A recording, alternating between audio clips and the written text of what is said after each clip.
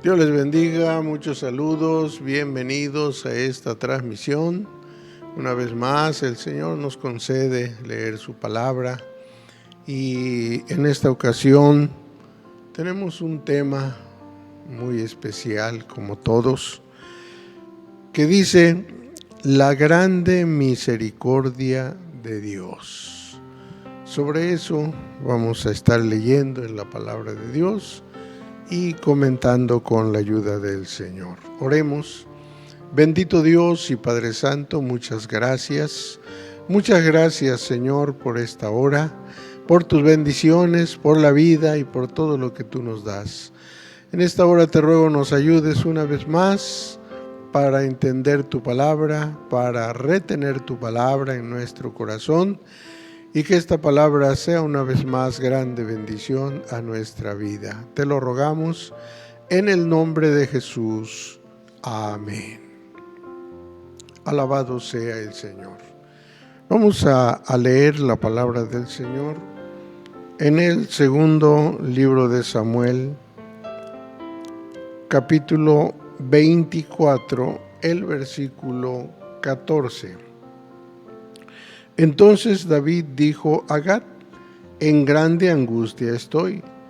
Ruego que caiga en la mano de Jehová, porque sus miseraciones son muchas, y que no caiga yo en manos de hombres. En este pasaje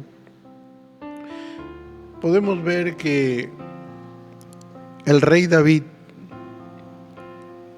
había cometido una falta, y por esa falta habían venido graves consecuencias.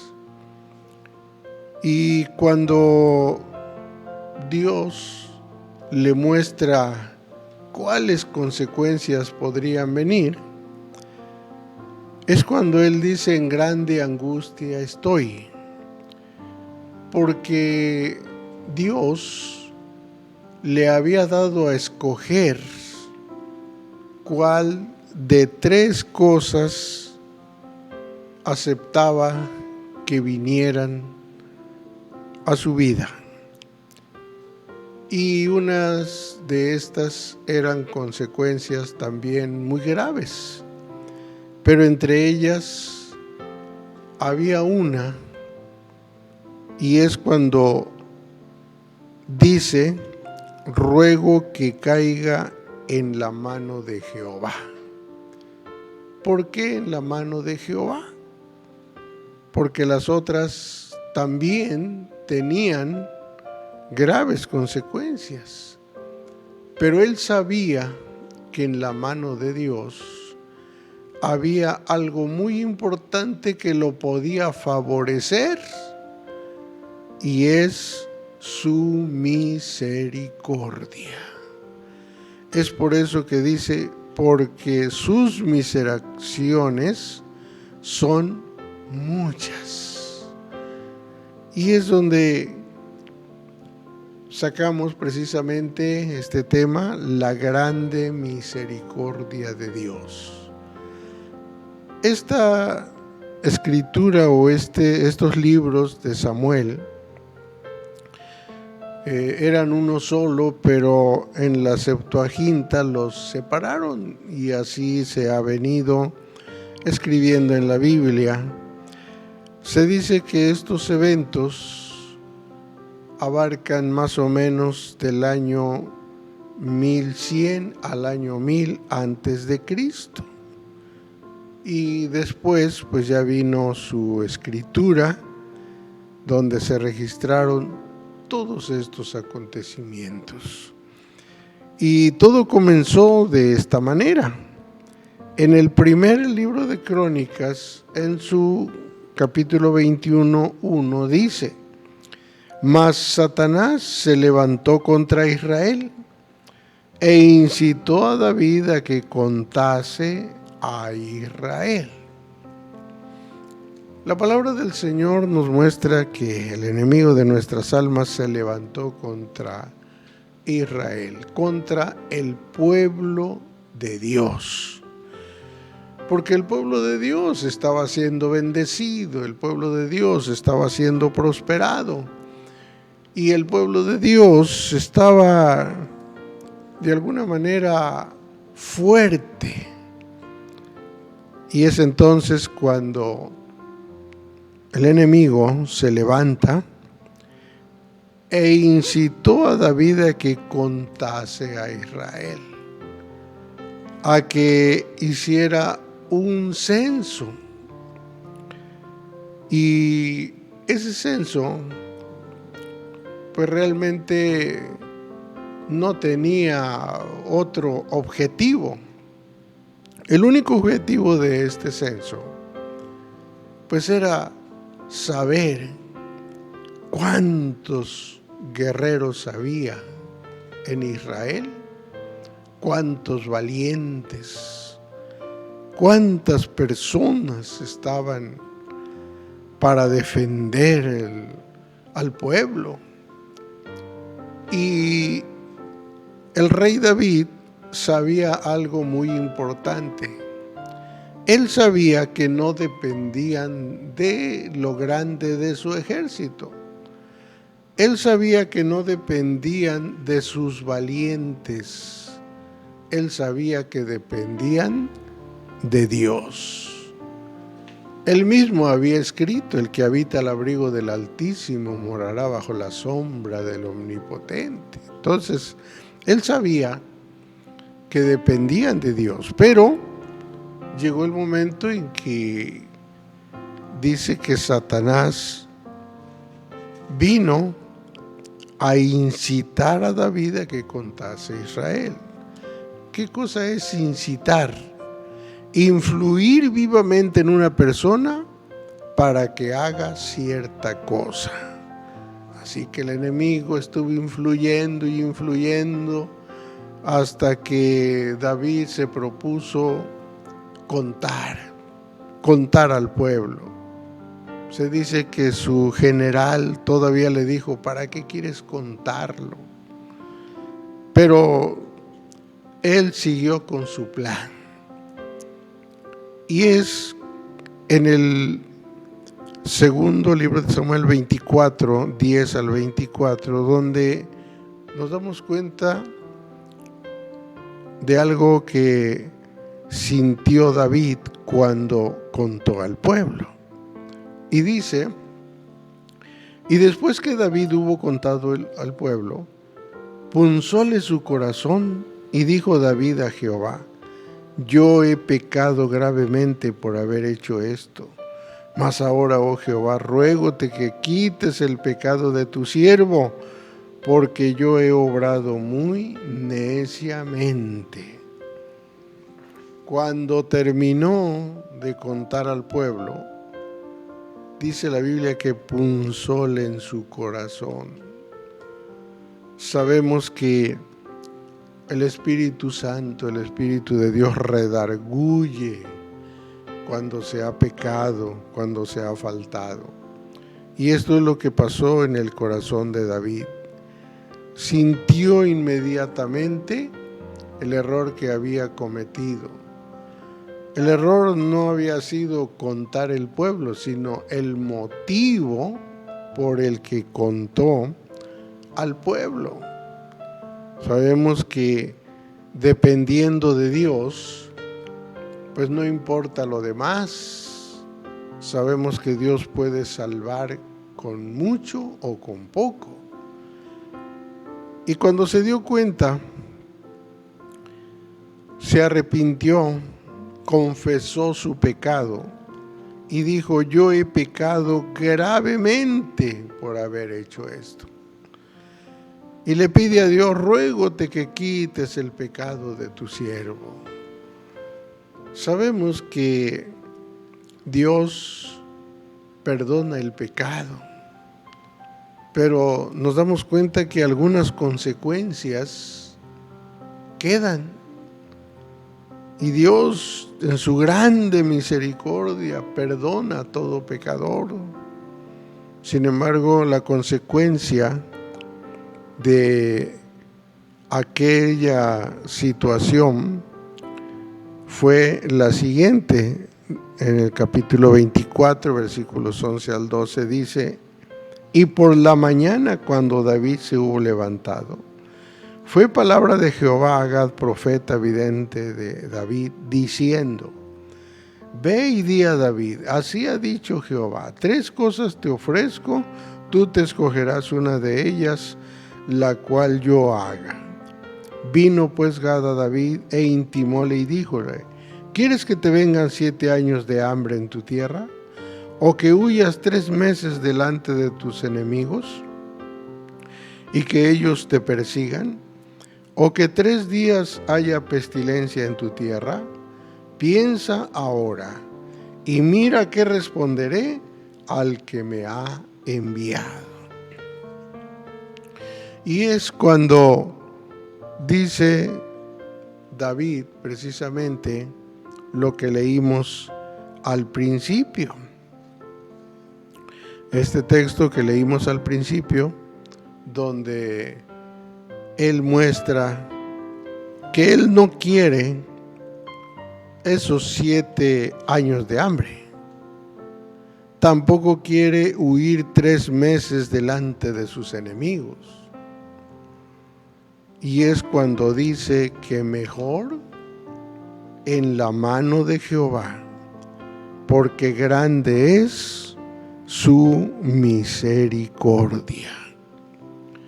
Se había dado cuenta que calcular la fuerza del poder de Israel sobre la base del número de guerreros, como hacían otras naciones, era violar la relación de Israel con Jehová, en quien residía su verdadera fuerza. Así que, sintiendo y dándose cuenta que estaba confiando en sus fuerzas, que estaban confiando en sus guerreros, en su poder militar que él tenía, se dio cuenta y entonces dijo que era mejor estar en la mano de Dios, porque grande es su misericordia. Dice la palabra del Señor que envió Jehová pestilencia a Israel desde la mañana hasta el tiempo señalado, y murieron del pueblo desde Dan hasta Beerseba 70,000 hombres. Y dice que el ángel de Dios extendía su mano hacia Jerusalén para destruirla, y Dios lo detuvo. Dios ya no quiso que siguiera con esta destrucción. Pero encontramos, por ejemplo, en 2 de Samuel 24, 17, que dice: y David dijo a Jehová cuando vio al ángel que hería al pueblo: yo pequé, yo hice la maldad. ¿Qué hicieron estas ovejas? Ruégote que tu mano se torne contra mí y contra la casa de mi padre. Ahí vemos que después de arrepentirse, también siente aquella pérdida de muchas personas. Yo pequé, yo hice la maldad, está diciendo. ¿Qué hicieron estas ovejas? No hicieron nada. Ruégote que tu mano se torne contra mí. Ahí vemos que este ruego es porque verdaderamente se estaba arrepintiendo y verdaderamente estaba asumiendo su responsabilidad por las consecuencias de su pecado. Y esto nos muestra la importancia de aceptar cuando se le ha fallado a Dios. Recordemos que Saúl cuando le fue dicho que había desobedecido a Dios, él no mostró ningún arrepentimiento, no confesó ninguna falta, no hizo nada para enfrentar precisamente aquella situación. Recordemos que es muy importante que si le fallamos a Dios, estemos dispuestos a enfrentar la situación. De lo contrario, pues las cosas no se solucionarán. Sin embargo, cuando él se arrepiente y enfrenta la situación, y él dice: yo soy el que pequé, entonces sucede algo. Vemos ahí en el capítulo 24 de este mismo libro, del versículo 18 en adelante, dice: y Gad vino a David aquel día y díjole: sube y haz un altar a Jehová en la era de Arauna Jebuseo. Y subió David conforme al dicho de Gad, que Jehová le había mandado. Y mirando, Arauna vio al rey y a sus siervos que pasaban a él. Saliendo entonces Arauna, inclinóse delante del rey hacia tierra. Y Arauna dijo: ¿por qué viene mi señor el rey a su siervo? Y David respondió: para comprar de ti la era, para edificar altar a Jehová, a fin de que la mortandad cese del pueblo. Y Arauna dijo a David: tome y sacrifique mi señor el rey lo que bien le pareciere. He aquí bueyes para el holocausto, y trillos y otros pertrechos de bueyes para leña. Y todo lo da como a un rey, Arauna al rey. Luego dijo Arauna al rey: Jehová Dios te sea propicio. Y el rey dijo a Arauna: no, sino por precio te lo compraré, porque no ofreceré a Jehová mi Dios holocausto por nada. Entonces David compró la era y los bueyes por 50 siclos de plata. Y edificó David un altar a Jehová y sacrificó holocausto y pacíficos. Y Jehová se aplacó con la tierra y cesó la plaga de Israel. Bueno, en esta parte también vemos cómo después de su arrepentimiento viene el profeta y le dice a David lo que tiene que hacer, un altar. Le dice en dónde. Y cuando David llega hasta ese lugar, el dueño de ese lugar lo recibe como a su rey. Y cuando David le dice que le va a comprar para edificar altar a Jehová, él dice: tome y sacrifique mi señor el rey lo que bien le pareciere. Aquel hombre estaba dispuesto a darle a su rey lo que él necesitara y que ofreciera su sacrificio y que Dios le fuera propicio. Pero el rey dijo: no, sino por precio lo compraré, porque no ofreceré a Jehová mi Dios holocaustos por nada. Y creo que esto es muy importante. Es muy importante cuando le ofrecemos a Dios algo.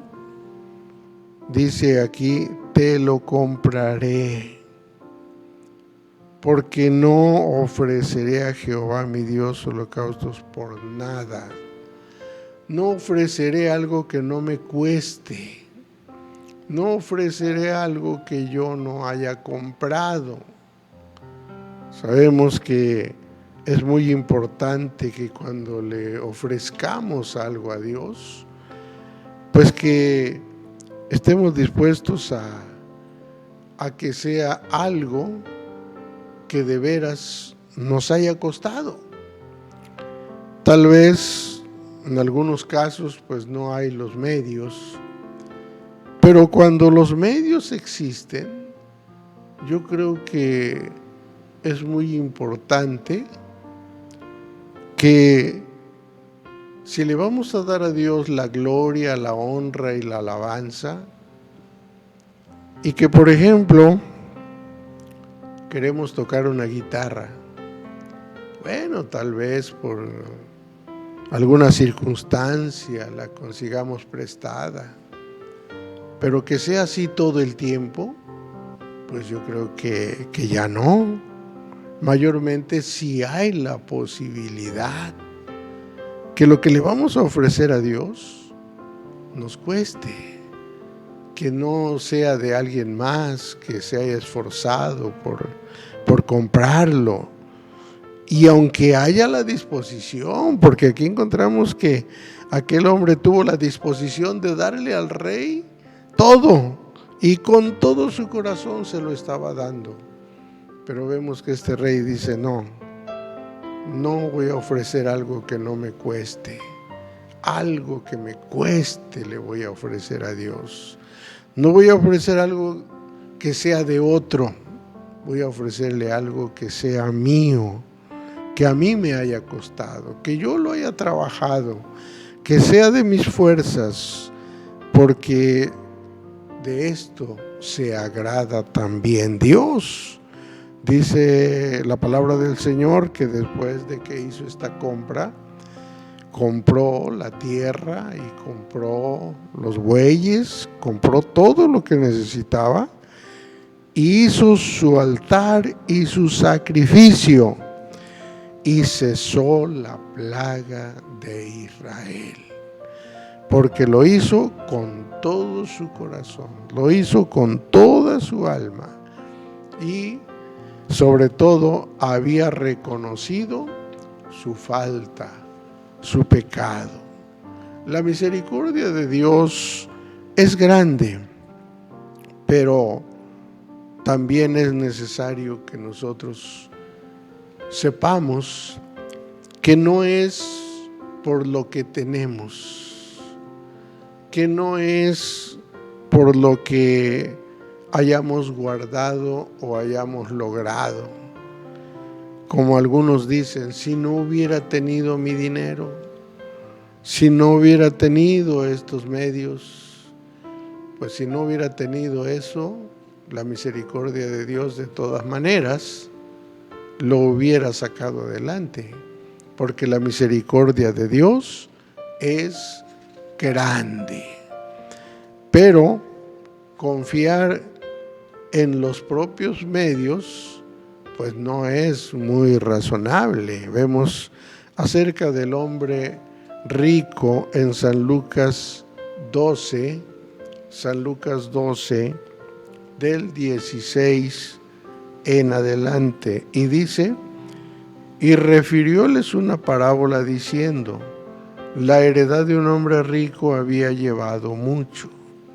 Y él pensaba dentro de sí diciendo: ¿qué haré?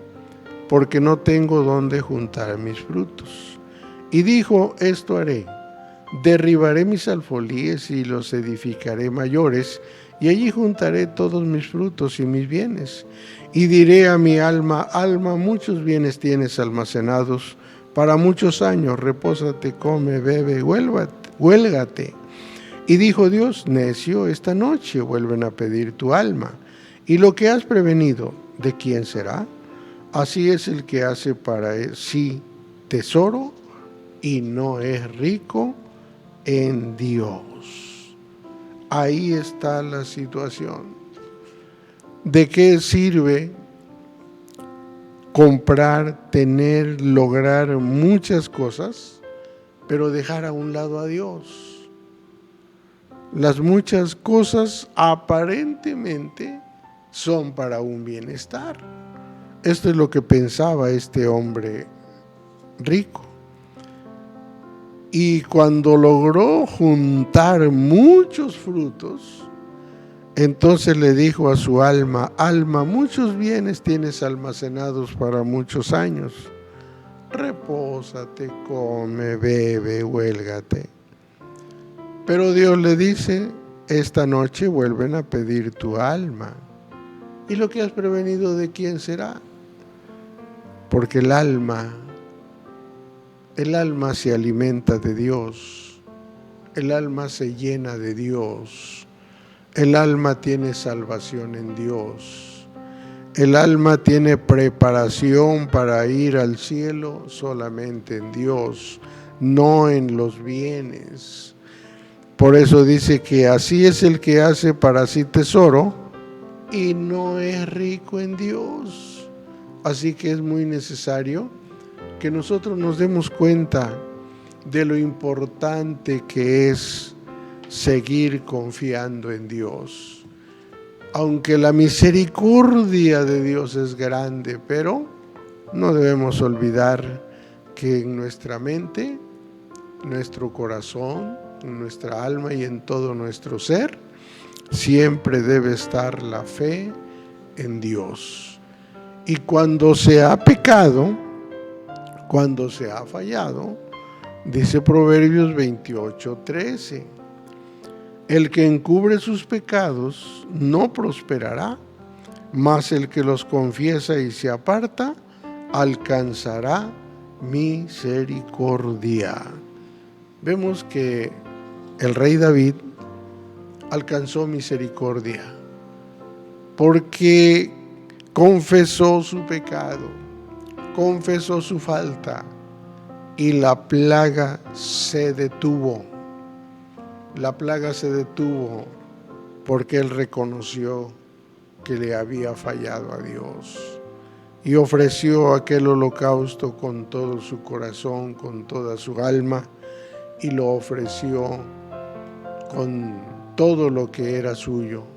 Así que es necesario que, si ha desobedecido a Dios, sí recuerde que la misericordia de Dios es grande, pero también reconozca su pecado, confiese su pecado, pídale al Señor perdón por ese pecado, y dice la Biblia que alcanzará misericordia.